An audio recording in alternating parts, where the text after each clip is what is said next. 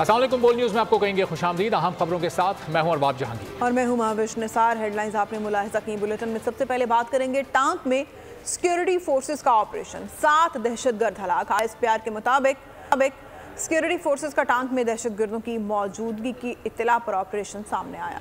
शदीद फायरिंग के तबादले में 7 दहशतगर्द मारे गए। हलाक दहशतगर्द मुख्तलिफ कार्रवाइयों में मुलविस थे। ऑपरेशन के दौरान दहशतगर्दों का ठिकाना भी तबाह कर दिया गया। हलाक दहशतगर्द दहशतगर्दी की मुख्तलिफ कार्रवाइयों में मुलविस थे। इलाकों में दहशतगर्दों की तलाश के लिए इस वक्त क्लियरेंस ऑपरेशन जारी है। नुमाइंदा खुसूसी सलमान अवान से इस बारे में मजीद डिटेल जानेंगे। सलमान, बताइएगा इस कार्रवाई की क्या तफसीलात आप तक पहुंची?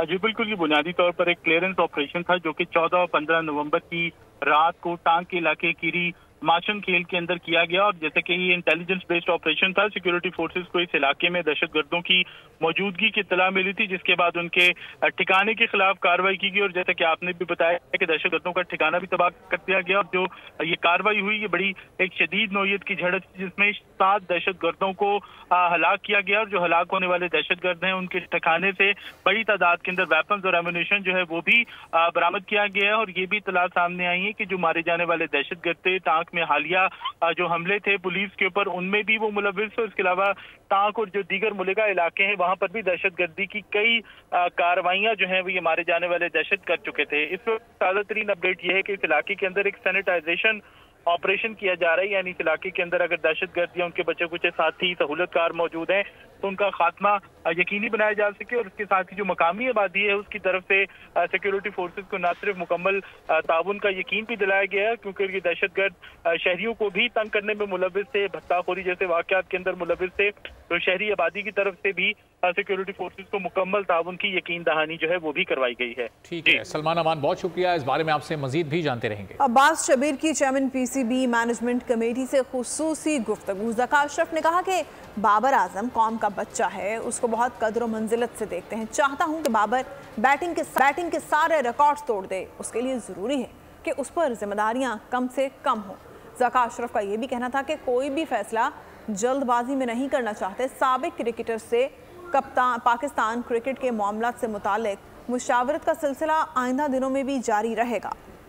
हमारा भी है और बच्चा है और कौम का भी बच्चा है, लाइते हैं वो, हम उसको बहुत ही इज्जत की निगाह से देखते हैं। और हम हमारी दुआएं है कि हमारे पाकिस्तानी इस बच्चे में मजीद उसमें जो सलाहियतें हैं उसमें इजाफा हो।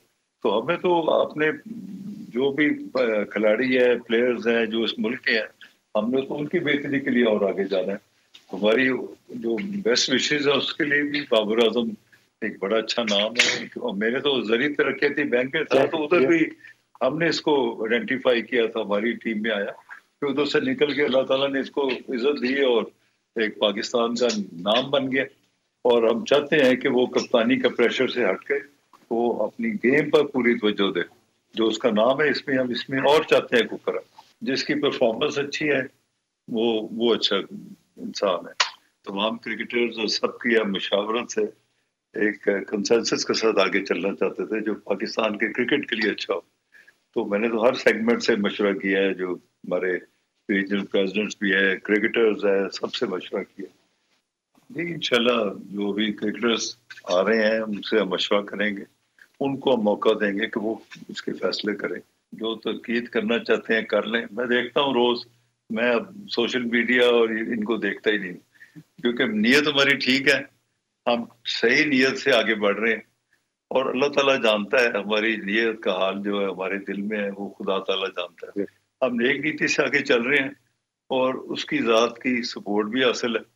और इंशाअल्लाह ताला हम पाकिस्तान के लिए जो बेहतर है वो करेंगे। जो तनकीद करते रहे, मुझे फर्क नहीं पड़ता। टीम मैनेजमेंट से chairman PCB committee Zaka Ashraf की मुलाकात। ज़राए के मुताबिक टीम डायरेक्टर मिकी आर्थर ने मेगा इवेंट में शिकस्त की वजूहात पर बात की। ज़राए के मुताबिक उनका कहना था कि टीम की कमजोर आसाबी क़ुव्वत की वजह से शिकस्त हुई। टीम मैनेजर रेहानुल हक ने 25 सफ़हात पर मुश्तमिल टूर रिपोर्ट पेश। मैनेजमेंट से ज़का अशरफ की मुलाकात, बैठक में तय न हो सकी कोई भी बात। चेयरमैन PCB मैनेजमेंट कमेटी के महदूद इख्तियारात, बैनुल सूबाई राब्ते की वजारत की जानिब से चेयरमैन पीसीबी को रोजाना की बुनियाद पर काम की इजाजत। मीटिंग के दौरान टीम मैनेजर रेहानुल हक ने 25 सफहात की टूर रिपोर्ट पेश कर दी। जराये के मुताबिक टीम डायरेक्टर मिक्की ऑर्थर को एक और मौका दिया जाएगा। ऑस्ट्रेलिया से टेस्ट सीरीज उनकी आखिरी असाइनमेंट हो सकती है। पीसीबी की ख्वाहिश है कि बाबर वनडे और T20 की क़यादत छोड़ दें। बाबर ने भी इस हवाले से रुफ़क़ा से मुशावरत कर ली। इस हवाले से सूरत हाल आइंदा चंद दिन में वाज़े होने का इम्कान है। इसी पूरी सूरत हाल पर हम बात करेंगे। इस वक्त अब्बास शबीर बोल न्यूज़ के नुमाइंदे हमारे साथ मौजूद हैं। अब्बास, बताइएगा ये जो मुलाकात हुई है इससे क्या लग रहा है? आगे टीम मैनेजमेंट से chairman PCB committee Zaka Ashraf ने मुलाकात की है, जो रिपोर्ट जमा कराई गई है रेहानुल हक से, उसमें क्या वजूहात बताई गई हैं शिकस्त की? वजह जो भी बताएं, टीम को शिकस्त हुई है और टीम में जो फ्लॉज हैं, जो कमजोरियां हैं, वो पूरी कौम ने देखी हैं। अब रिपोर्ट आप जिस तरह मर्जी कहें कि ये हो गया वो हो गया, उसने खराब खेला और उसने ठीक खेला, ओवरऑल जो टीम की परफॉर्मेंस है वो मायूस कर रही है। और इस पर टीम मैनेजमेंट से भी ज़का साहब की बड़ी तवील मुलाकात हुई है, 2 सेशन में मुलाकात हुई है। तफसीली तौर पर तमाम चीज़ों को सामने रखा गया है मिक्की आर्थर की तरफ से, ब्रैडबर्न की तरफ से, कि ये वजूहात थी जिसकी वजह से टीम नहीं जीत सकी। फिर बाबर आजम ने भी ज़का अशरफ साहब से तकरीबन 45 मिनट मुलाकात की है और ज़का साहब ने हमारे साथ इंटरव्यू में ये बताया है कि भाई एक असासा है, एक एसेट है पाकिस्तान क्रिकेट का, इंडिविजुअली एक बहुत बड़ा प्लेयर है, लेकिन हर किसी का अपना एक पॉइंट ऑफ व्यू है। मेरे पॉइंट ऑफ व्यू के मुताबिक इस तरह लगता है कि वो कमांडिंग पोजीशन उनमें नहीं है। वो इनफरादी तौर पर अगर अपनी परफॉर्मेंस पर ज्यादा तवज्जो देंगे तो वो ज्यादा बेहतर होगा, क्योंकि बड़े प्लेयर हैं, बड़ा रिकॉर्ड है उनका। तो इसलिए अब फैसला मैनेजमेंट कमेटी ने करना है। वो तमाम जो स्टेक होल्डर्स हैं, जिसमें एक्स क्रिकेटर्स हैं, उनसे ये मशावरत की जा रही है कौन बेहतर उम्मीदवार हो सकता है। ये जो क्रिकेटर से मशावरत हुई है, इन्होंने मशवरे क्या दिए हैं? एज प्लेयर तो बाबर आजम की सलाहियतों पर किसी को कोई शक नहीं है, लेकिन जो कैप्टनसी के फ्लॉज हैं वो इस वर्ल्ड कप में सामने आए। ज़का अशरफ साहब से आपने बात करके क्या नतीजा निकाला कि आगे कोई तब्दीली मुतवक्के है? अच्छा अब्बास, जो उनकी गुफ्तगू से लगा, उनका कहना था कि वो बेहतरीन बैट्समैन है, लेकिन हम चाहते हैं कि उन पर जिम्मेदारियां कुछ कम हो। तो उससे तो ये वाजे हो रहा है कि कैप्टन तो वो नहीं रहेंगे, लेकिन एज ए बैट्समैन टीम को सर्व करेंगे। एज अ बैट्समैन जी, बाबर आजम से बड़ा बैट्समैन पाकिस्तान के पास कौन है? बिल्कुल। बात असल में ये है कि जब कैप्टन प्लेयर बन जाता है तो उसके ऊपर बहुत ज्यादा लोड हो जाता है और हर कोई प्लेयर में ऐसी कैपेबिलिटी नहीं होती कि वो एज अ प्लेयर भी बहुत अच्छा परफॉर्म करे और एज अ कैप्टन भी बहुत अच्छा परफॉर्म करे। तो जहां पर ये कैपेबिलिटी लैक कर रही होती है, वहां पर जो सही फैसला ये होता है कि प्लेयर खुद क्विट करता है और कहता है कि आप ये चार्ज लें और मैं एज अ प्लेयर खेलूंगा। मेरी कैप्टनसी के अंदर टीम परफॉर्म भी नहीं कर पा रही और मेरी अपनी परफॉर्मेंस डिस्टर्ब हो रही है। लेकिन बदकिस्मती से ऐसा पाकिस्तान के अंदर नहीं होता। बाबर आजम से बड़ी तफसीली तौर पर बातचीत हुई है, लेकिन अब बाबर आजम असल में अपने वालिद का मशवरा बहुत मानते हैं। अब वो अपने वालिद से मशवरा करेंगे और उसके बाद फैसला करेंगे। लेकिन बड़ा क्लियर है, जो एक टेस्ट क्रिकेटर मिले थे सब ने मुश्तरका तौर पर इस बात पर इत्तेफाक किया है कि लैक ऑफ कैप्टनसी थी वर्ल्ड कप में। बाबर उस तरीके से परफॉर्म नहीं कर सके। ये बहुत सारे क्रिकेटर्स ने ये बात की है कि एज ए इंडिविजुअल तो बहुत बड़ा प्लेयर है, लेकिन प्रेशर के अंदर वो प्रेशर को बर्दाश्त नहीं कर सकता, वो टीम को नहीं खिला सकता प्रेशर में, वो प्लेयर्स को शफल नहीं कर सकता।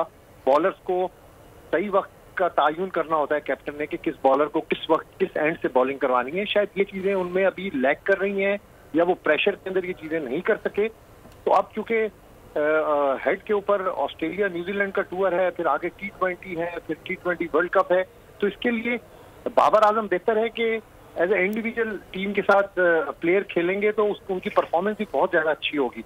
अब फैसला ठीक है। अब्बास साथ ही रहिएगा। नसीम राजपूत इस वक्त क्रिकेट एनालिस्ट हमारे साथ मौजूद हैं। तो नसीम साहब, कल तक तो ये बात हो रही थी कि बाबर आजम को अब तब्दील होना है, उनकी कप्तानी के फ्लॉज अब खुलकर सामने आ चुके हैं। टीवी टॉक शोज में बैठकर क्रिकेटर्स भी ये राय देते हैं, लेकिन जब अभी मुलाकात हुई तो ज्यादातर क्रिकेटर्स ने ज़का अशरफ को यही मशवरा दिया कि फिलहाल ना तब्दीली की जाए, बाबर आजम को अभी कप्तान बरकरार रखा जाए। इस पूरी सूरत हाल में आगे क्या होता हुआ देख रहे हैं?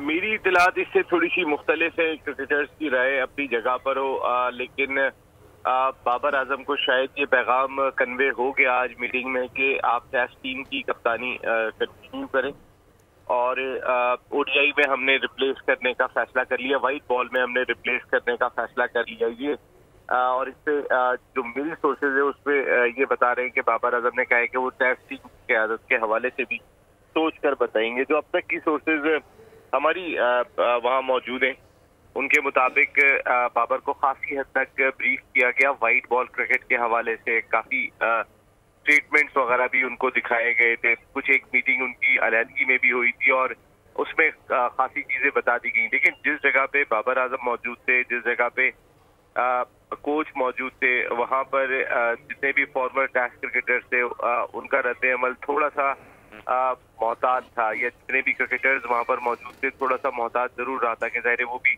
वहां पे मौजूद थे। लेकिन यही तमाम क्रिकेटर्स अपना ओपिनियन मुख्तलिफ प्लेटफॉर्म पर दे चुके हैं, बहुत सारी चीजें बाबर आजम की कैप्टनशिप के हवाले से कह चुके हैं और वो रिकॉर्ड पाकिस्तान क्रिकेट बोर्ड के पास भी मौजूद था। तो उस जगह पे पाकिस्तान क्रिकेट को मिल के चलाने की बात जरूर हुई, पाकिस्तान क्रिकेट को रीग्रुप करने की बात हुई, पाकिस्तान क्रिकेट को फिर उठाने की बात हुई, इसको ज्यादा फोकस किया गया। लेकिन सोर्सेज इस बात को बता रहे हैं कि पाकिस्तान क्रिकेट बोर्ड ने बाबर आजम को व्हाइट बॉल क्रिकेट में रिप्लेस करने का अंदिया आज उनको दे दिया है और टेस्ट टीम की क़यादत उनसे कहा गया कि आप इसको बिल्कुल कंटिन्यू रखें। लेकिन इस पर भी बाबर आजम का कहना है कि वो सोचकर बताएंगे। हमें बता दिया गया बाबर आजम को कि व्हाइट बॉल की कप्तानी से उनको हटाया जा रहा है। अब देखते हैं कि ऑफिशियल अनाउंसमेंट इसकी कब होती है। बहुत शुक्रिया नसीम राजपूत साहब। अब्बास शब्बीर हमारे साथ मौजूद। बाबर आजम कप्तान बरकरार रहेंगे या नहीं, क्रिकेट शायकीन ने मिले जुले रद्द-ए-अमल का इजहार किया है। कुछ शायकीन कहते हैं बाबर आजम को वक्त मिलना चाहिए।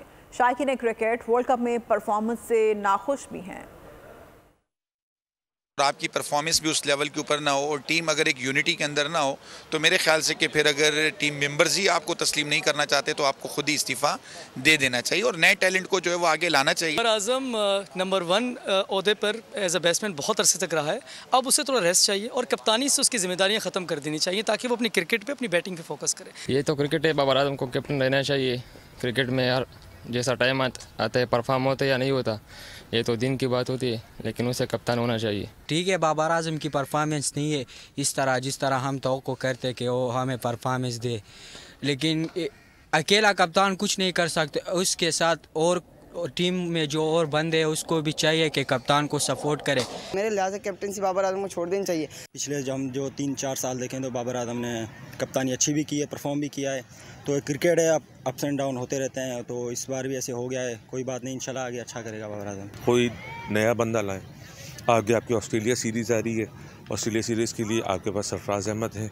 बाबर आजम को कैप्टनसी पहली बार तो छोड़ देनी चाहिए क्योंकि बाबर आजम को जितने चांस मिले हैं पाकिस्तान की हिस्ट्री में पीछे किसी को इतने चांस नहीं मिले। कप्तान ने जो कप्तानी की वो भी उसने ऐसे परफॉर्म नहीं दिया कप्तानी में। भारत FATF के रेडार पर आ गया। FATF ने गैर इंसानी कार्रवाइयों की तफ्तीश के लिए टीम भारत भेज दी है। FATF का कहना है कि कई दहाइयों से भारत हथियारों, गोला बारूद की तिजारत करता रहा है। भारत दहाइयों से बैनुल-अक़वामी मनी लॉन्ड्रिंग भी करता रहा है। भारत में मनी लॉन्ड्रिंग 10 सालों में 674.9 बिलियन डॉलर तक बढ़ गई है। बगल में छुरी, मुंह में राम राम, मोदी का भारत हुआ बेलगाम। मनी लॉन्ड्रिंग से लेकर हथियारों की तिजारत का कर रहा है काम। दुनिया के मारूफ अखबार पॉलिटेको ने भारत का भांडा फोड़ दिया, इंकशाफ किया कई दिहाइयों से भारत बैनुल-अक़वामी मनी लॉन्ड्रिंग, हथियारों और गोला बारूद की गैर कानूनी तिजारत के मरकज के तौर पर काम करता रहा है। भारत ने मनी लॉन्ड्रिंग 2009 से 2018 तक मजमूई तौर पर 674.9 बिलियन डॉलर तक बढ़ी। 2018 के बाद से मनी लॉन्ड्रिंग का अमल बीजेपी हुकूमत की अहम शख्सियात की निगरानी में मज़ीद तेज हुआ। रिपोर्ट के मुताबिक भारत में गैर कानूनी तिजारत के जरिए मनी लॉन्ड्रिंग तेजी से बढ़ती हुई मईशत के तनाजुर में GDP के 5% इजाफे को पहुँच गई।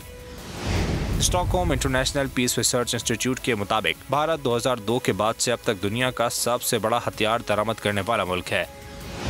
भारत आलमी हथियारों की 11% दरामद करता है, जिनमें बिलखुसूस रूस, अमेरिका, यूरोपीय यूनियन और इसराइल शामिल हैं। पॉलिटेको की रिपोर्ट के बाद FATF ने तफ्तीश के लिए टीम भारत भेज दी है, जो मनी लॉन्ड्रिंग और TTP जैसे बैनुल-अक़वामी दहशतगर्द जमात की फंडिंग के साथ रवाबित बरकरार रखने की जाँच करेगी। भारतीय हुकूमत सरकारी तौर पर दहशतगर्द तंजीमों जैसे RSS, बजरंग दल और विश्व हिंदू की सरपरस्ती करती है। भारत में कुलभूषण यादव की गिरफ्तारी भी भारत की रियासती दहशतगर्दी की जिंदा मिसाल है। मोदी का भारत गैर कानूनी कामों का मरकज बन गया है। मनी लॉन्ड्रिंग से लेकर हथियारों की तिजारत तक सब धड़ल्ले से जारी है। FATF ने रेडार पर ले लिया है, तफ्तीश के लिए टीम भी भेज दी। मनी लॉन्ड्रिंग का तखमीना भारतीय GDP का 5% है। मारूफ अखबार ने भांडा फोड़ दिया है और अब FATF की ये टीम भारत जा चुकी है। भारत इस वक्त FATF के रेडार पर है और भारत अब तक क्या कुछ करता रहा है पिछले 10 साल में, जो कुछ हुआ अब वो भी मंजरेआम पर आएगा। किस तरह से 674.9 बिलियन डॉलर्स की इस वक्त मनी लॉन्ड्रिंग की गई है। और अभी आपको अहम खबर दें, कप्तान बाबर आजम अब साबिक हो गए हैं। बाबर आजम ने तमाम फॉर्मेट्स की कप्तानी छोड़ने का ऐलान कर दिया है। कुछ देर पहले आपको हमने खबर दी थी कि बाबर आजम को टेस्ट कप्तानी कंटिन्यू करने की इस वक्त ऑफर की गई है, लेकिन बाबर आजम अब कप्तानी से मुस्ताफी हो चुके हैं। तमाम formats, test cricket, one day cricket और T20 क्रिकेट छोड़ने का उन्होंने ऐलान कर दिया। बाबर आजम ने अपनी कप्तानी से इस्तीफा दे दिया है। कुछ देर पहले उनकी ज़का अशरफ से मुलाकात हुई और उस मुलाकात के बाद अब उन्होंने अपने सोशल मीडिया पर पैगाम जारी किया है कि मैं कप्तानी छोड़ रहा हूं और बाबर आजम ने तमाम फॉर्मेट्स की कप्तानी से इस्तीफा दे दिया है। मुलाकात में उन्हें पैगाम दिया गया था कि वाइड बॉल की क्रिकेट से आपको कप्तानी से हटाया जा रहा है, आप चाहें तो टेस्ट क्रिकेट की कप्तानी जारी रख सकते हैं। बाबर आजम ने मशवरा करके जवाब देने का कहा था और अब बाबर आजम का जवाब सामने आ गया। तमाम फॉर्मेट्स की कप्तानी बाबर आजम ने छोड़ दी है। वर्ल्ड कप में बाबर आजम की कप्तानी पर बहुत ज्यादा सवालात उठे, उन पर एडिड प्रेशर था, यह भी कहा गया। और वतन वापसी के बाद आज, अब से कुछ देर पहले ज़का अशरफ ने मुलाकात की थी उनसे और कुछ देर पहले जब बोल न्यूज़ ने आपको खबर दी थी तो उसी वक्त ये बता दिया गया था कि बाबर आजम जल्द ही शायद टेस्ट क्रिकेट की कप्तानी भी छोड़ देंगे और अब बाबर आजम ने यह ऐलान कर दिया है। जी हाँ, बिल्कुल, बाबर आजम को ये चॉइस दी गई थी कि वो टेस्ट क्रिकेट के लिए कैप्टनसी कंटिन्यू रखें, लेकिन वनडे के लिए कप्तान तब्दील किया जाएगा। और अब ताज़ा तरीन सूरत हाल के मुताबिक बाबर आजम ने तीनों फॉर्मेट्स यानी वनडे, टेस्ट और T20 तीनों फॉर्मेट से कप्तानी से मुस्ताफी होने का ऐलान कर दिया है। बाबर आजम ने तीनों फॉर्मेट्स की कप्तानी छोड़ने का ऐलान किया। उनका कहना है कि तीनों फॉर्मेट से वो मुस्ताफी होंगे। अब्बास शब्बीर बोल न्यूज़ के नुमाइंदे इस वक्त हमारे साथ मौजूद हैं। तो अब्बास, अभी कुछ देर पहले हमने खबर दी थी कि बाबर आजम शायद टेस्ट क्रिकेट के भी कप्तान ना रहे और चंद ही सेकंड्स में उन्होंने ऐलान कर दिया है। वजह उन्होंने क्या बताई है टेस्ट क्रिकेट की कप्तानी छोड़ने की? देखें, जो chairman management committee Zaka Ashraf का इंटरव्यू था उसमें बड़ा क्लियर था कि हम उसको as a individual player Pakistan के लिए पूरी सपोर्ट करते हैं और हम देखना चाहते हैं बाबर आजम को अपने अरूज के ऊपर। वो एक बहुत अच्छा प्लेयर है, एक बहुत अच्छा खिलाड़ी है, बहुत अच्छा लड़का है। तो इसलिए ये बड़ा मैसेज था क्रिकेट बोर्ड की तरफ से आज इस मुलाकात में दिया गया है। उसके बाद ये पता चला है कि बाबर आजम ने तीनों फॉर्मेट से रिजाइन दे दिया है, following down as a captain of Pakistan in all format. ये मेरे लिए एक बड़ा मुश्किल फैसला है, लेकिन राइट टाइम है कि इसको मैं एक्सेप्ट करूं और इस्तीफा दूं। साथ साथ उन्होंने ये भी कहा है कि मैं पाकिस्तान को एज अ प्लेयर तीनों फॉर्मेट में रिप्रेजेंट करूंगा और मैं बिल्कुल जो नया कैप्टन होगा जिसको पाकिस्तान क्रिकेट बोर्ड की मैनेजमेंट कमेटी कप्तान बनाएगी उसको अपने एक्सपीरियंस से और अपने तजुर्बे से मुकम्मल तौर पर मैं सपोर्ट दूंगा। और साथ साथ उन्होंने पाकिस्तान क्रिकेट बोर्ड का भी शुक्रिया अदा किया है कि जो रिस्पॉन्सिबिलिटी एज अ प्लेयर उनको आगे मिलने वाली है और इससे पहले जो रिस्पॉन्सिबिलिटी क्रिकेट बोर्ड ने उनको दी थी उस पर उन्होंने शुक्रिया अदा किया है। साथ साथ उन्होंने ये भी कहा है कि मुझे पीसीबी की तरफ से 2019 में 4 साल पहले एज अ कैप्टन लीड करने के लिए कॉल आई थी। जो मेरा एक्सपीरियंस था उसको मैंने फील्ड के अंदर दिया, अपनी पूरी ईमानदारी से मैंने पाकिस्तान क्रिकेट को सर्व किया है और पूरी दुनिया में पाकिस्तान का नाम मैंने रोशन किया है। पाकिस्तान का नाम वाकई बाबर आजम की तरफ से रोशन हुआ है, लेकिन एज अ कैप्टन उन्होंने वर्ल्ड कप में कोई इतनी अच्छी परफॉर्मेंस नहीं दी जिसकी वजह से बहुत ज्यादा प्रेशर था मैनेजमेंट पर भी। अच्छा अब्बास, ये जो इस्तीफा उन्होंने दिया है ये ज़ाहिर यकीनी तौर पर पीसीबी को भी उन्होंने ईमेल की होगी और ये बड़ा लंबा चौड़ा इस्तीफा है, इसमें काफ़ी कुछ लिखा हुआ है। अभी कुछ देर में हम इसको स्क्रीन पे भी चलाएंगे। तो ये क्या पहले से बाबर आजम ने लिख के रखा हुआ था? उन्हें अंदाजा था कि अगर उनको वाइट बॉल से हटाया गया तो फिर वो टेस्ट क्रिकेट की कप्तानी भी नहीं करेंगे? लेकिन अब पिछले 3 दिन से अपने प्रोग्राम के अंदर बोल न्यूज पर ये बात कर रहा हूँ कि या तो वो खुद स्टेप डाउन, उनको तो पहले ये कहा गया था मुख्तलिफ सोर्सेज की तरफ से कि आप स्टेप डाउन हो जाएं। और बाबर आजम देखिए एक बड़े प्लेयर हैं, उन्होंने इस चीज को स्मेल कर लिया था कि वो जो एज अ कैप्टन टीम को सही तरीके से नहीं दे रहे अपना इनपुट, वो एज अ कैप्टन नहीं चल पा रहे, जिसकी वजह से आज जो उन्होंने लिखा है कि reaching the number 1 spot in the white ball format was a result of collective efforts of player, coaches and management. But I would like to express my gratitude to passionate Pakistan cricket fans for the unwavering support during this journey. Today I am stepping down as the captain of Pakistan in three all formats. ये बाबर आजम की तरफ से लिखा गया है इस्तीफा, जिसमें उन्होंने कहा है कि मैं तीनों फॉर्मेट से कप्तानी से इस्तीफा देता हूं। जहां तक आपने पढ़ा इसके बिल्कुल आगे ये लिखा है कि it is a difficult decision, तो इसका मतलब ये एक मुश्किल फैसला था इस करंट सिचुएशन में। बाबर आजम इंटेंशनली नहीं करना चाहते थे, लेकिन फिर हालात को देखते हुए मजबूर होकर उन्हें ये करना पड़ रहा है।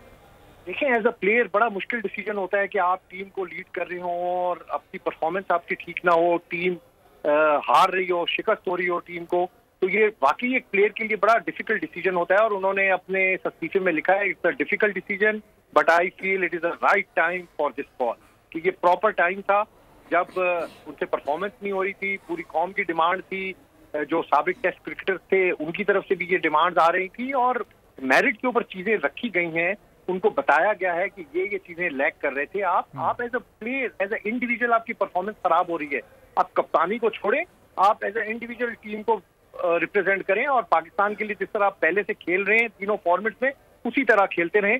और उन्होंने बड़ा दिल करके, और मैंने ज़का अशरफ साहब से अपने इंटरव्यू में बात पूछी थी कि भाई ये गुज़िश्ता 1 महीने तो चल रहा था कि बाबर आजम की टीम खिलाफ है, सियासत है, ये है वो है, कैटेगोरिकली इंडिया से भी हम डेली यही बात करते थे कि टीम में कोई ग्रुपिंग नहीं है, और ज़का अशरफ साहब ने भी आज कहा कि टीम में किसी किस्म की कोई ग्रुपिंग नहीं है, टीम पूरी राइट है।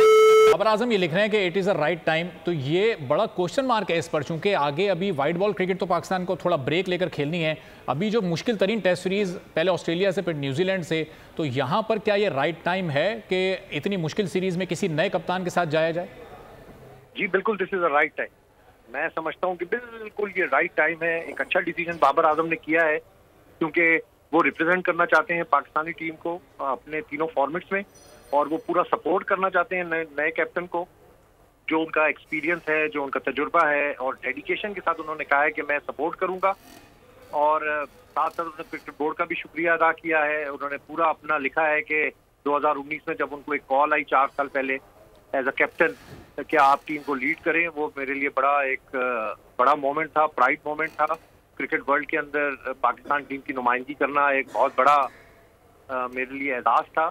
लेकिन टीम परफॉर्मेंस की वजह से डेफिनेटली बाबर आजम ने सोचा होगा, बहुत सारी चीजें उनको मशवरे भी दिए होंगे कि आप एज ए इंडिविजुअल क्रिकेट खेलें, अपनी परफॉर्मेंस को ज्यादा बेहतर करें, कप्तानी को छोड़ें। और अब्बास अब पीसीबी को एक नहीं बल्कि अब 2 कप्तान अब चुनने होंगे, तो क्या ज़का अशरफ ये फैसला कर चुके हैं? आपने जो इंटरव्यू किया उसमें कुछ इशारा उन्होंने दिया कि अब व्हाइट बॉल कैप्टन कौन होगा, रेड बॉल कैप्टन कौन होगा? चूंकि फैसला तो हो चुका है कि दोनों कैप्टन अब अलग अलग ही होंगे। इंशाल्लाह आपको मैं बताऊंगा कि कौन होगा टेस्ट टीम का कैप्टन और T20 फॉर्मेट का कैप्टन। अभी बहुत सारी चीजें जो है वो कंसिडरेशन में है। अभी भी इस वक्त मीटिंग हो रही है। ज़का साहब ने आज इंडिया रवाना होना है और उससे पहले वो अहम मीटिंग्स करेंगे, अहम फैसले करेंगे। दिन का वक्त दिया गया है ज़का अशरफ साहब की जानिब से कि 1-2 दिन तक, उनका कहना था ना अब्बास के हतमी फैसला सबको बता दिया जाएगा। जी बिल्कुल, बस 1-2 दिन शुरू हो गए ना जी, इसी तरह ही होता है ना। अब बाबर आजम ने इस्तीफा दे दिया, विकी आर्थर वगैरह के इस्तीफे का इंतजार है, उनको भी एथिकली कोचिंग स्टाफ के लिए अब्बास, कोचिंग स्टाफ के लिए, कोच के लिए कोई नाम सामने आया या कोई 2-3 ऑप्शंस, किसके चांसेस ज्यादा हो सकते हैं? सुहेल तनवीर से मिले हैं, वहाब से मिले हैं, यूनुस खान से मिले हैं, और क्रिकेटर्स के साथ वो राब्ते में हैं। अभी तक कोई फाइनल नाम सामने नहीं आया। सिलेक्शन कमेटी भी बनानी है, अभी बहुत सारे काम करने हैं, वो इन 2 दिनों में हो जाएंगे। और सबसे बड़ी अच्छी बात जो है ना ज़का साहब की, वो मशावरत के साथ फैसला कर रहे हैं। क्रिकेटर जो स्टेक होल्डर हैं वो उनके साथ मशवरा कर रहे हैं। जिस तरह से आप डिटेल्स बता रहे हैं कि हर चीज का वो, इसका मतलब है कि असर नौ ये पूरा ढांचा तश्कील दिया जाएगा। एक्जैक्टली जी, क्रिकेट को बेहतर करना है, मुल्क की क्रिकेट को आगे लेकर जाना है, तो इन शिकस्तों को, इन नाकामियों को भूलना होगा, नए सिरे से आगे जाना होगा। सरफराज अहमद टीम के अंदर शामिल होंगे, सून आ रहे हैं, वो भी ये भी खुशखबरी और ये भी खबर है सही कि सरफराज अहमद आएंगे टेस्ट टीम में और नया कैप्टन होगा बड़े अच्छे तरीके से। सरफराज एज अ कैप्टन आएंगे, एज अ प्लेयर आएंगे, क्या जिम्मेदारियां होंगी उनकी? बस आ रहे हैं जी सरफराज अहमद, वो फैसला हो जाना है आइंदा। तो ये शान मसूद वर्सेस सरफराज अहमद, ये 2 नाम शायद गालिबन इनमें मुकाबला होगा टेस्ट टीम की कप्तानी के लिए।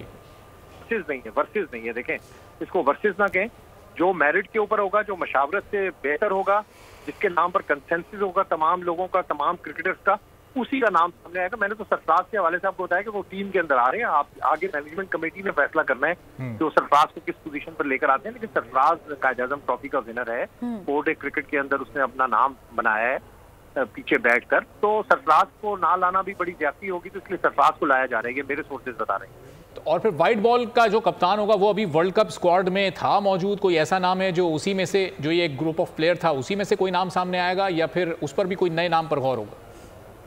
बॉल तो अभी बहुत देर है क्रिकेट को, व्हाइट बॉल को अभी आप छोड़ दें, व्हाइट बॉल क्रिकेट है अभी बड़ी दूर, अभी हमारा फोकस है टेस्ट क्रिकेट और T20।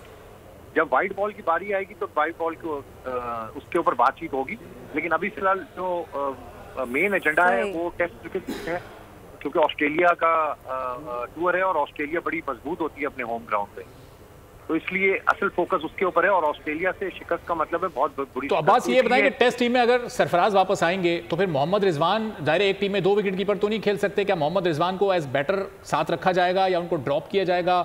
सरफराज को कुछ जिम्मेदारियां भी दी जा सकती हैं? कोई ऐसी ड्रॉप होने वाली सूरत हाल नहीं है, लेकिन जो मुझे सोर्सेज ने बताया है वो मैंने आपके साथ शेयर किया कि सरफराज अहमद वापस आ रहे हैं, और जो किस हैसियत में आ रहे हैं, किस तरीके से आ रहे हैं, इसके बारे में भी फैसला हो जाएगा आइंदा दिनों में। ताइम अयूब हैं और भी बहुत सारे। अच्छा अब्बास, एक चीज और आपसे जानना चाहेंगे, अनकरीब ये जो ऑस्ट्रेलिया वाली सीरीज शुरू होने वाली है, तो जो तब्दीलियां आ रही हैं, जिस तरह से कि हर छोटी छोटी चीज पर भी काम किया जा रहा है, जैसे कि आपने ज़का अशरफ साहब के हवाले से बताया कि हर चीज को अब एक नए सिरे से ऑर्गेनाइज किया जाएगा, तो क्या ये चेंजेस हम ऑस्ट्रेलिया वाली सीरीज में देखेंगे? जी आपको चेंज नजर आ गया ना कि बाबर आजम ने स्टेप डाउन कर दिया है, तो अब चेंज ही आ गया है। तो अब चेंजेस इस तरह हैं कि जिस तरह बाबर आजम ने मौके को मुनासबत देखा है, प्रॉपर टाइम देखा है और स्टेप डाउन हुए, तो इसलिए अब जो कोचिंग है उनका मसला है, कोचिंग स्टाफ को भी चीज को देखना चाहिए कि शायद अब उनकी दाल नहीं गलने वाली, तो उनको भी स्टेप डाउन हो जाए। लेकिन अब्बास ये अभी जाहिर है कि सिलेक्शन कमेटी तरतीब दी जानी है, नामों का ऐलान होना है, अभी सिलेक्शन कमेटी का ऐलान नहीं हुआ तो खिलाड़ियों की वापसी कैसे ये कंफर्म हो रही है? ये खबरें कहाँ से आ रही हैं? क्या ज़का साहब अपनी मर्जी के मुताबिक टीम बनाएंगे, उसमें सेलेक्टर्स का कोई किरदार नहीं होगा? नहीं जी, अपनी मर्जी के मुताबिक क्यों टीम बनाएंगे? जो सेलेक्टर अभी आने हैं उन्होंने टीम अनाउंस करनी, खिलाड़ी तो यही होने हैं ना जी, 2-3 सिर्फ नए चेंजेस होनी है, 3-4 चेंजेस होनी है मैक्सिमम, बाकी तो टीम यही होनी है। जो लड़के ऑलरेडी खेल रहे हैं इनको पॉलिश किस तरीके से करना है, इनको दोबारा कॉन्फिडेंस किस तरीके से देना है, असल काम ये है। जो नई इंडक्शन होंगी बेसिकली उनका काम होगा कि इनको किस तरीके से कॉन्फिडेंस दिया जाए, ऑस्ट्रेलिया की तेज विकेटों के ऊपर इन्होंने किस तरीके से खेलना है, टेस्ट क्रिकेट एक बहुत बड़ी क्रिकेट है, उसमें किस तरीके से प्लेयर्स यूटिलाइज होंगे, ये सारी चीजें हैं। अभी लॉन्ग वे टू गो है, आइंदा 1-2 दिनों में बड़ी अच्छी चीजें आपके सामने आने वाली। सही, और ये इंतजाम जाहिर है वो भी, चूंकि कुछ दिन पहले वो इस्तीफा दे गए थे, अब उनकी जगह चीफ सिलेक्टर के लिए, क्योंकि बहुत सारे प्लेयर से मिले हैं ज़का अशरफ साहब, तो वहां पर कौन 2-3 फेवरेट नाम हैं, कौन उस पोस्ट पर आ सकता है? देखिए क्रिकेटर्स तो बहुत सारे मिले हैं, अब ज़का अशरफ साहब पे और मैनेजमेंट कमेटी पे डिपेंड करता है कि किसको कहाँ पे प्लेस करते हैं। यूनुस खान भी मिले हैं, वहाब भी मिला है, और भी मोहम्मद हफीज भी मिला है। मोहम्मद हफीज बड़े गुड बुक्स में है ज़का अशरफ की, और मोहम्मद हफीज है ही बहुत बड़ा प्लेयर, पाकिस्तान के लिए बड़ी उसकी खिदमात है, तो इसलिए बहुत सारी चीजें अभी पाइपलाइन में है, अभी चीजें फाइनलाइज नहीं हुई। तो अब्बास ये जो मुलाकातें हुई हैं इनमें किसी को कोई डेजिग्नेशन, कोई जिम्मेदारी ज़का साहब ने ऑफर भी की है, या ये सिर्फ मुशावरत की हद तक थी कि तजावीज़ ले ली, सजेशन ले लिए, लेकिन अभी कुछ पीसीबी के प्लेटफॉर्म से उनको ऑफर नहीं किया गया किसी भी साबिक प्लेयर को? क्रिकेट अकेडमी में किसी को, इंटरनेशनल क्रिकेट में किसी को टीम के साथ, तो ये चीजें मशावरत होती हैं, और फिर आपने किस तरीके से डिलीवर करना है क्रिकेट को, वो सारी चीजें देखी जाती हैं। फिर मैं आपको बता रहा हूँ कि आएगा 1-2 दिनों में चीजें बहुत सारी फाइनल हो जाएंगी। अभी क्या सराइयाँ हैं, नाम बहुत सारे टेबल के ऊपर मौजूद हैं, बस उनमें चीजों को फाइनलाइज करना है, प्रॉपर राइट टाइम है राइट डिसीजन का, और वो ज़का साहब इस वक्त कर रहे हैं क्रिकेट की बेहतरी के लिए। ठीक है, साथ ही एक अब्बास नैयरुद्दीन साहब क्रिकेट एक्सपर्ट हैं, हमें ज्वाइन कर चुके हैं। नैयर साहब, बाबर आजम ने खुद ही ये फैसला कर लिया कि टेस्ट क्रिकेट की कप्तानी भी उन्हें छोड़ देनी है, चूंकि ज़ाहिर वाइट बॉल से तो उनको हटा ही दिया गया था, पैगाम उनको दे दिया गया था, तो इस फैसले को इस वक्त में जब आपको ऑस्ट्रेलिया न्यूजीलैंड के खिलाफ टेस्ट सीरीज खेलनी है, आप कैसे देख रहे हैं? बेहतर फैसला है बाबर आजम का? बाबर आजम ने अगर वाकई ये फैसला किया है तो उसने जाते जाते कौम पर एक एहसान सही कर दिया है, और मैं बाबर आजम को अप्रिशिएट करता हूँ कि उसने इस सिलसिले में कोई कंट्रोवर्सी नहीं पैदा होने दी, और पाकिस्तान को आगे बढ़ना है, और आगे जो बढ़ना है तो वो मोस्ट प्रोबेबली मेरे ख्याल में अब इस वक्त शान मसूद को मौका मिलना चाहिए, जो मैं काफी दिनों से इस सिलसिले में आपके प्रोग्राम में भी बात कर रहा हूँ। यही मैं इस पर कह सकता हूँ कि थैंक यू बाबर आजम। अच्छा नैयर साहब, आप कह रहे हैं कि अब आगे बढ़ना है और आगे बढ़ने के लिए बाबर आजम की कप्तानी छोड़ना एक अच्छा फैसला है, अभी अब्बास भी हमारे साथ मौजूद हैं, उनसे जो हमारी बात हो रही है वो कह रहे हैं कि सरफराज की वापसी का इम्कान है और हो सकता है कि सरफराज अहमद टेस्ट टीम के कैप्टन के तौर पर भी आपको नजर आए। तो ये हम आगे की तरफ जा रहे हैं या फिर ये हमने रिवर्स गियर लगा दिया? जी, ये अगर ऐसा फैसला होता है अव्वल तो नहीं होगा, मैं आपको बता दूं। They are not going to decide it. और मैंने तो यहाँ किसी चैनल पे ये सुना है, शायद आप ही के सरफराज ने इस सिलसिले में बिल्कुल ही ना कर दी है। लेकिन बहरहाल फैसला जब आएगा तभी हम कह सकते हैं। अब उससे पहले मेरा मतलब है कयास आराई कुछ मुनासिब नहीं होगी, लेकिन जाहिर ये है कि हमें फ्यूचर को देखना है। We are not going to into the machine जो हमें पास्ट में लेके जाए। तो नैयर साहब, आप ये कह रहे हैं कि सरफराज को कैप्टनसी की ऑफर हुई और उन्होंने मना कर दिया, ये किसकी जानिब से उनको ऑफर हुई? नहीं, ये ऑफर नहीं हुई। अच्छा। मैं ये कह रहा हूँ कि मैंने किसी चैनल पे ये सुना था कि वो इंटरेस्टेड नहीं है। अच्छा। He is interested in being selected for the test team. अच्छा, लेकिन वो नैयर साहब, जाहिर है कि जब तक कोई ऑफिशियल ऑफर नहीं होती उस वक्त तो बयान के तक यही कहा जाता है कि मैं इंटरेस्टेड नहीं हूँ, लेकिन जैसे ही ऑफर होती है तो सेकंड के 10वें हिस्से में एक्सेप्ट कर ली जाती है। कप्तानी कौन छोड़ता है? सर की बातें चल रही हैं, लेकिन मोस्ट स्ट्रॉन्ग कैंडिडेट इस वक्त जो है वो शान मसूद ही है। सही। और फिर ये दूसरे तरह की जो क्रिकेट है, T20 और वनडे में तो अभी खैर खासा टाइम है, ये T20 में फिर अब कप्तानी किसको देनी चाहिए? वो शाहीन आफरीदी, रिजवान का नाम लिया जा रहा था, शादाब खान तो अपनी परफॉर्मेंस की वजह से पीछे रह गए, तो अब इन दोनों में से कौन फेवरेट हो सकता है यहाँ पर? देखिए, मैंने इस सिलसिले में दोबारा लिख के दिया था कि अगर वाइस कैप्टन बनाते हैं या आप 2 या 3 कैप्टन बनाते हैं तो टीम में सियासत बहुत बढ़ेगी। अगर मैं चेयरमैन पीसीबी हूँ तो मैं एक ही कैप्टन बनाऊंगा जो तीनों फॉर्मेट का हो।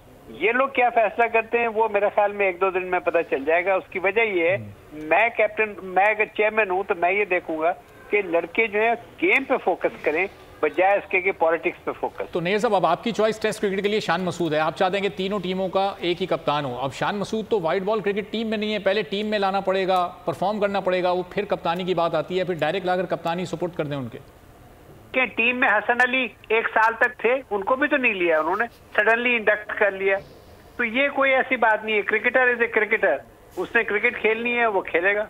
अच्छा नैयर साहब, जैसा आप कह रहे हैं कि अगर आप होते चेयरमैन पीसीबी तो आप एक ही कैप्टन रखते तीनों फॉर्मेट्स के लिए, लेकिन अब जो मॉडर्न और एडवांस क्रिकेट है उसमें तो यही प्रेफर किया जाता है, यही बेहतर समझा जा रहा है कि तीनों फॉर्मेट्स के लिए 3 डिफरेंट कैप्टन होने चाहिए ताकि वो उसके मिजाज के मुताबिक टीम को लेकर चलें, परफॉर्म कर सकें।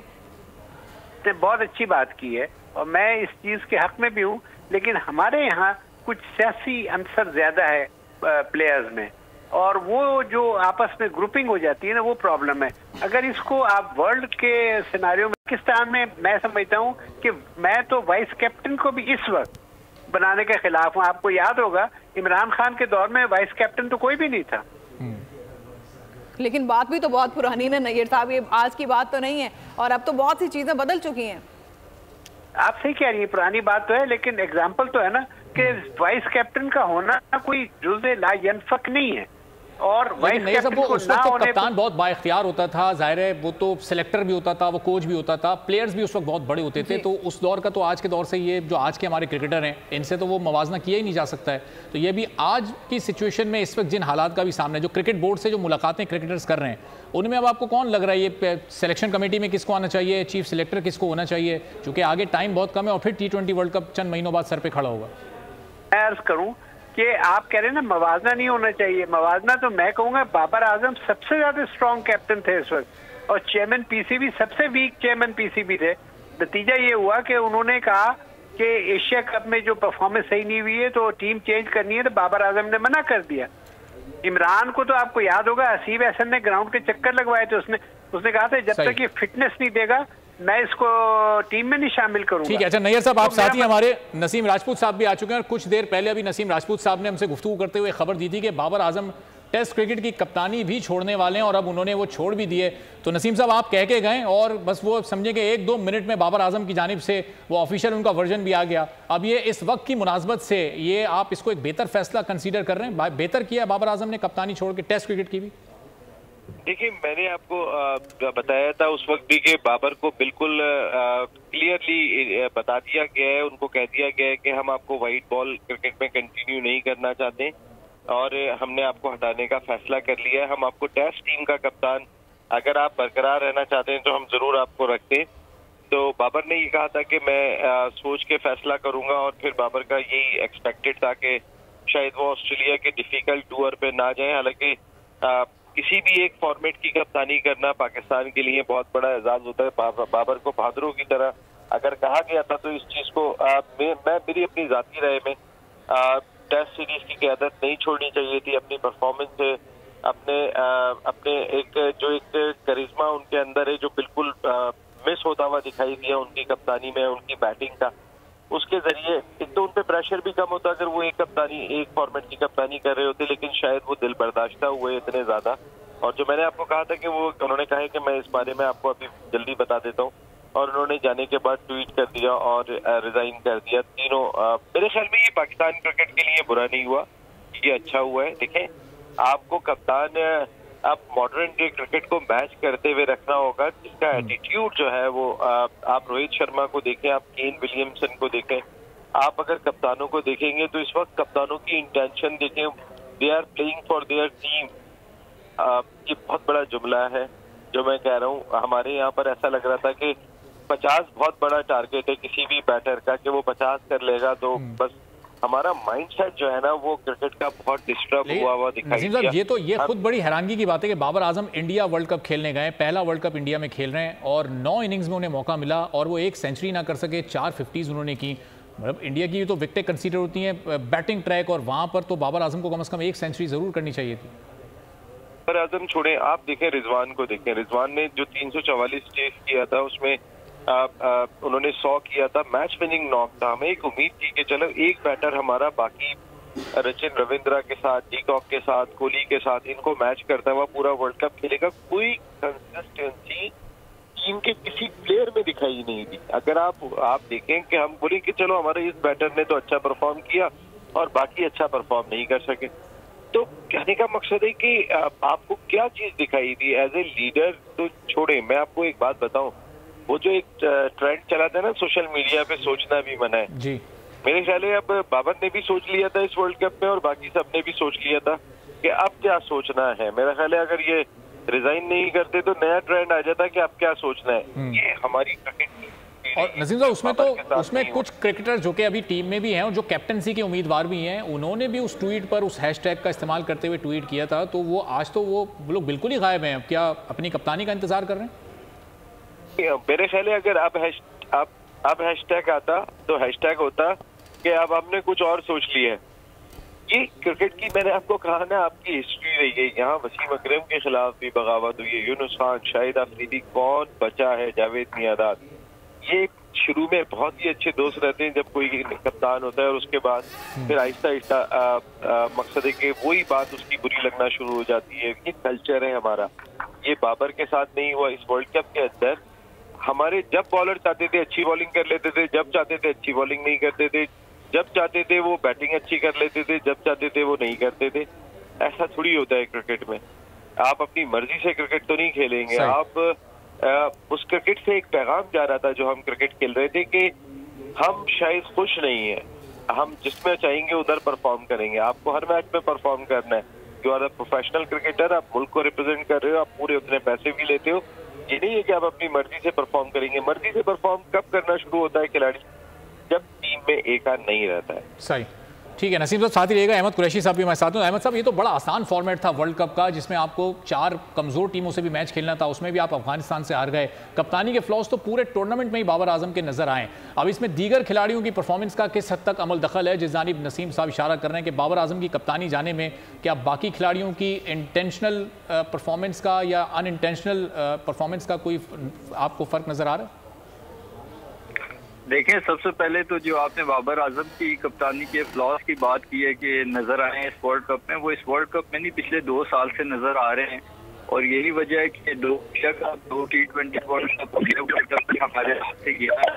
अगर हम इंडिया के बारे में तो कहते हैं कि वो घर में शेर है, लेकिन हम तो घर में भी शेर नहीं रहे, क्योंकि हमें घर में ऑस्ट्रेलिया और इंग्लैंड वाइट वॉश करके चली गई। ऑस्ट्रेलिया ने टेस्ट सीरीज हराई। श्रीलंका की वो टीम जिसके पास फाइनेंसिस, उस टीम के अगेंस्ट हमने टेस्ट सीरीज जो है वो ड्रॉ की। तो कप्तानी तो जो है वो पिछले 2-3 साल से ही बाबर आजम की बिल्कुल ही जिसको कहते हैं ना, आपको दिमाग नहीं थी। और उनकी कप्तानी की जो फेलियर्स हैं उनका असर उनकी बैटिंग पे भी नजर आ रहा था। और इस वर्ल्ड कप में भी हमने देखा है कि वो एक भी सेंचुरी स्कोर नहीं कर सके और काफी अंडर प्रेशर नजर आ रहे थे वो कप्तानी की वजह से। परफॉर्मेंसेस में भी टीम की बात है, देखें नो डाउट बाबर आजम कप्तान थे और क्रिकेट पे कप्तान बहुत इम्पोर्टेंट रोल रखता है, लेकिन इसके साथ साथ 10 प्लेयर और भी होते हैं। तो ऑब्वियसली बाकी प्लेयर्स ने उस तरह से बाबर आजम की को रिस्पॉन्ड नहीं किया, तभी पाकिस्तान क्रिकेट टीम का वर्ल्ड कप में ये हाल हुआ है और ये एक्सपेक्टेड था। दुख हो रहा है और बुरा भी लग रहा है बाबर आजम को इस तरह से कप्तानी से हटता हुआ देख के, क्योंकि एक वर्ल्ड क्लास बैटर है, काफ़ी अच्छी रेपुटेशन है उनकी। लेकिन आई थिंक ये पूरा मौका मिला है बाबर आजम को, वो खुद जस्टिफाई नहीं कर सके एज अ कैप्टन। ठीक है, एज कैप्टन ज़ाहिर है 2 साल से उनकी परफॉर्मेंस पर क्वेश्चन मार्क थे। बहुत शुक्रिया। अहमद कुरैशी साहब हमारे साथ मौजूद थे। साबिक चेयरमैन पीसीबी खालिद महमूद साहब ने हमें ज्वाइन किया। खालिद साहब बहुत शुक्रिया बोल न्यूज़ के लिए, आपने वक्त निकाला। बाबर आजम तीनों फॉर्मेट्स की कप्तानी से मुस्ताफ़ी हो चुके हैं, उनके इस फैसले पर आपकी राय? ज़ाहिर है कि ये ड्यू तो था, पीसीबी खुद डिसीजन लेता, लेकिन पीसीबी ने फिर उनको टेस्ट क्रिकेट की कप्तानी कंटिन्यू करने को कहा जो उन्होंने एक्सेप्ट नहीं किया। क्या कहेंगे? खालिद महमूद साहब आ चुके हैं। खालिद साहब, बाबर आजम ने टेस्ट क्रिकेट की कप्तानी भी छोड़ दी है, क्या समझते हैं ये बेहतर फैसला है, पाकिस्तान के मुस्तकबिल के लिए अच्छा है, या फिर बाबर आजम को कंटिन्यू कम से कम टेस्ट क्रिकेट की हद तक करना चाहिए था? देखिए, पाकिस्तान के लिए अच्छा है या बुरा है ये तो बाद में देखा जाएगा और उससे बात हो सकती है, लेकिन सबसे ये गलत बात जो है ना, जिस तरीके से ये चीज़ें हो रही हैं इस तरह नहीं होना चाहिए थे। होना ये चाहिए था कि सारी मुकम्मल इस सारे पे मामले पे बात होती, छानबीन होती। इस तरह तो ऐसे लगता है जैसे तमाम बुराई की जड़ जो है वो सिर्फ बाबर आजम ही है। ऐसी बात नहीं है। मसलन ये अगर उस पर कोई ज़्यादा बोझ था या उसको रिलीव करना मकसद था कि चलो तमाम फॉर्मेट में नहीं, किसी में तो इस काबिल उसको समझा जाना चाहिए था ना। तो ये सारी चीज़ें नहीं देखी गई, इस तरह का मामला दुरुस्त नहीं है। मैं समझता हूँ कि इतनी जल्दी ये चीज़ें भी नहीं होनी चाहिए थी, बड़े कोई तरीके से ये चीज़ें हो सकती थी।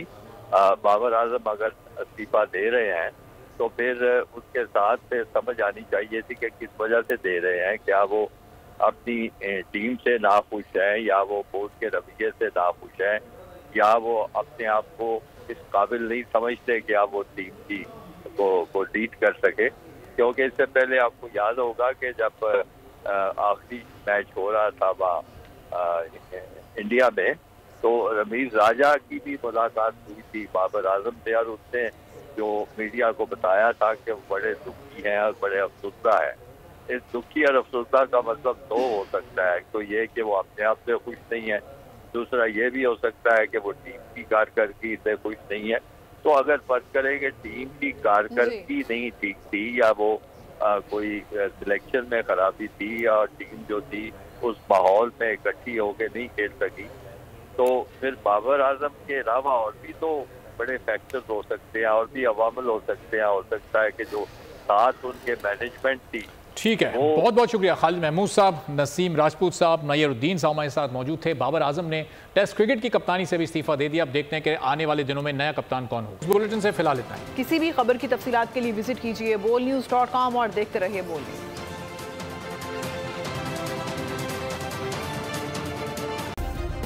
सब्सक्राइब करें और बेल दबाएं ताकि कोई खबर रह न जाए।